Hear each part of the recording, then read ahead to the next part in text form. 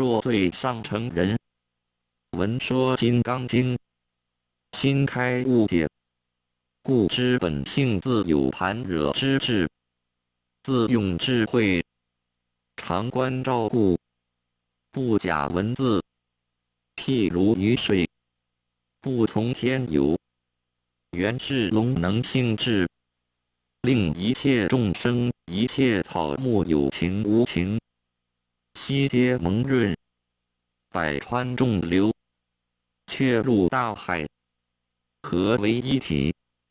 众生本性盘惹之智，亦复如是。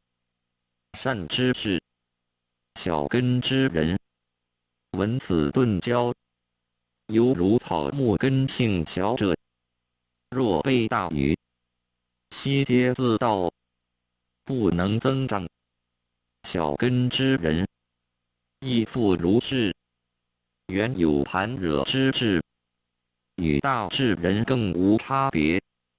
因何闻法不自开悟？缘邪见障重，烦恼根深，犹如大云覆盖于日，不得风吹，日光不现。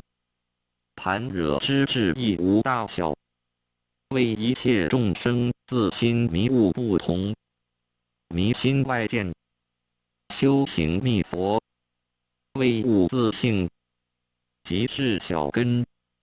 若开悟顿教，不能外修，但于自心常起正见，烦恼尘劳，常不能染，即是见性。善知识，内外不住，去来自由，能除执心，通达无碍，能修此行，与盘惹经本无差别。善知识，一切修多罗及诸文字，大小二乘，12部经，皆因人智，因智慧性，方能建立。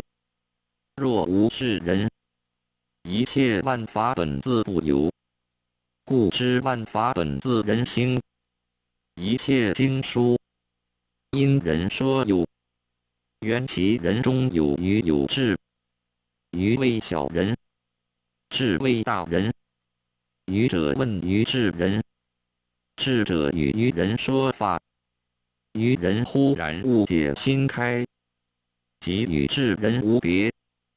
善知识，不误及佛是众生，一念悟时，众生是佛，故知万法尽在自心，何不从自心中顿见真如本性？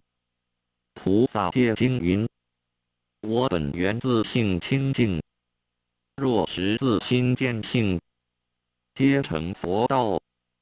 净明经云：即时豁然，还得本心。